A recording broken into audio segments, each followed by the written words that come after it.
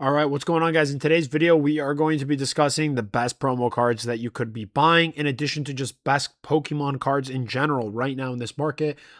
Summer season is slowly beginning to come to an end, but there's still a lot of incredible good opportunities. Wanted to start off with a trainer gallery card. There's actually one that you could hit out of the Lost Origin set. None other than the Gengar. You know, this card a year ago, cheap, sub 20. It is already up to a $50 card. I know what you're thinking. It's already up 140%. Why would I ever buy this card?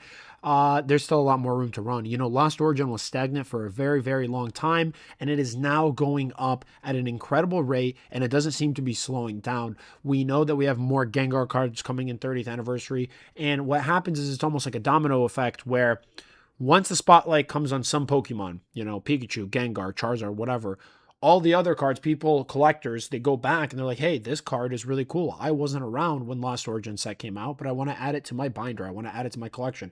And then buyouts begin to happen. And when I say buyouts, this doesn't mean like one entity or one party just buying out every single card, but a multitude of collectors are buying it, you know, and then what happens is the prices begin to tick up. It goes from a $50 card to a $52 card, a $52 card, now it's a $55 card. And over time, the prices on a percentage scale move up at an incredible rate. Before we continue, one thing, please subscribe, guys. I'm putting a lot more effort into the videos now, doing a lot more research before we make the videos. Seeing that growth does motivate me to make more videos. Drop us a comment, let me know what you guys think. Anytime you are shopping on eBay, click that second link. Don't even have to buy from me. Just by buying on eBay and clicking that link, you are supporting the channel.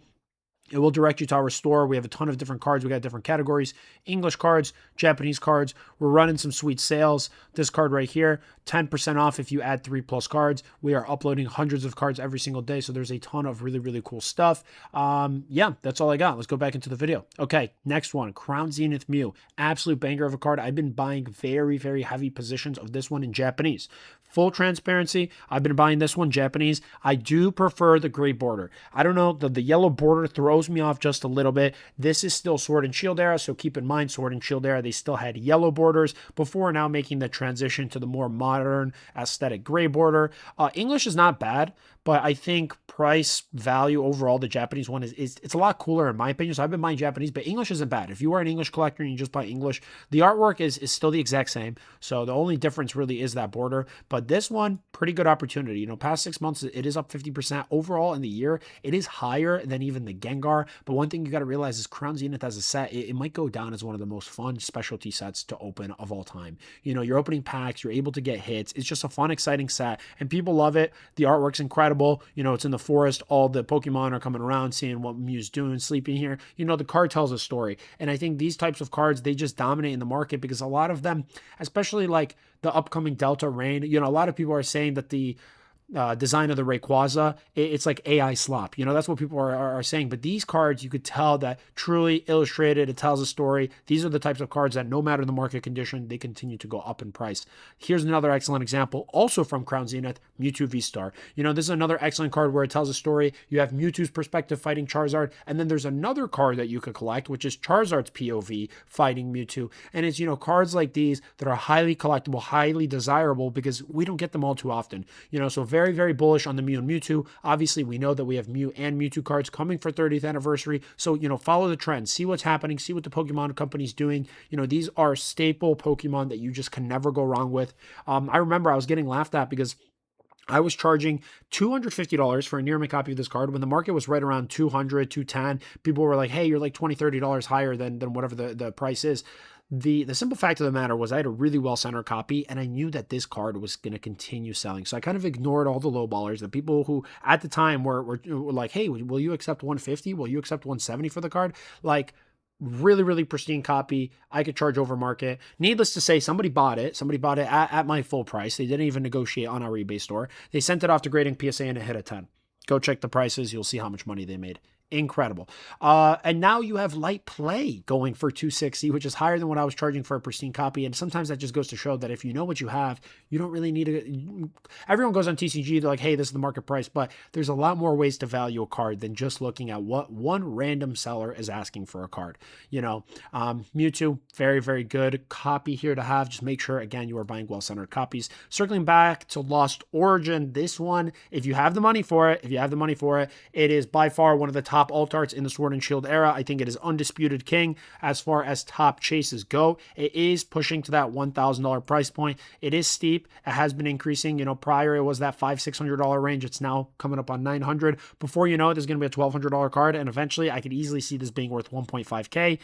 Just make sure, again, if you are buying these premium cards, do not cheap out. Do not cheap out. Don't try to save $50 getting an off-centered copy. Get a nice, well-centered copy, something that has the potential to grade well, because then you are giving yourself more options. So that's just something I personally suggest you guys do, because I think long-term, paying that premium today is going to pay dividends tomorrow.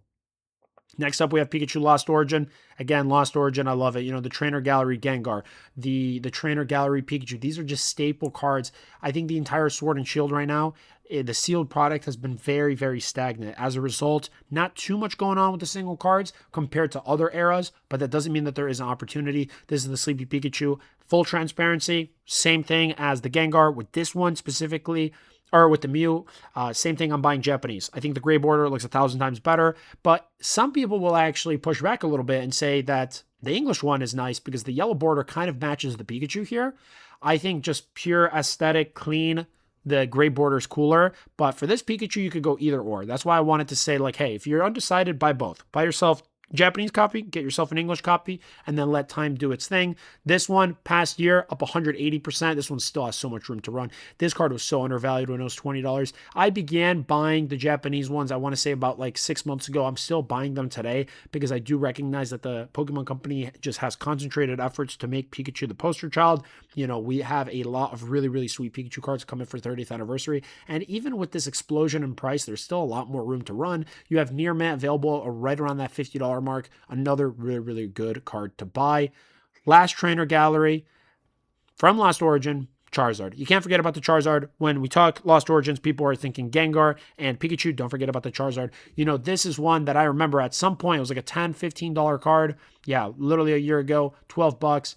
Then it ripped to $35. It's since cooled down a little bit, but even at $30, I mean, the price of the packs, you're paying $10, $15 a pack. Near Mint Charizard, $30. It's easily a $50 card here. I see very, very safe 40-50% return coming in the next 12 to 18 months. It's a safe pick. It's a safe pick. If you're looking to, expand positions, buy different eras, Sword and Shield era continues to present a lot of really, really nice opportunities. Obviously, with it being an ultra rare trainer gallery, it's not extremely easy to hit, so you don't have a massive increase in supply. With the sealed product continuing to get more expensive, even though the prices have been kind of stagnant, the prices have already exploded. Lost Origin, I don't know off the top of my head what boxes are, but if I had to guess, I'm going to say like $700 to $1,000 range. A casual collector can't spend that type of money to just open a box. What that means is you don't have too much more coming to the market. This card, it has quite a lot of supply. You could see here on the right-hand side that there's 266 sellers on TCG. So there are a lot of sellers, but I think over the long haul, it's not going to matter because it is Charizard and the demand is just so high. Final card here we have, circling back to Crown Zenith, I forgot to mention, not only the Mew and the Mewtwo, but also the Pikachu. The Umbrella Pikachu here, this one is awesome. On the Japanese version of VSTAR Universe, this is only obtainable through the God Pack, but for the English one, you can normally hit it. This under 100, I think, is criminal. Market price history, they're gathering the data. But yeah, $50 for something like this, it seems very, very safe. Crown Zenith, again, super fun set.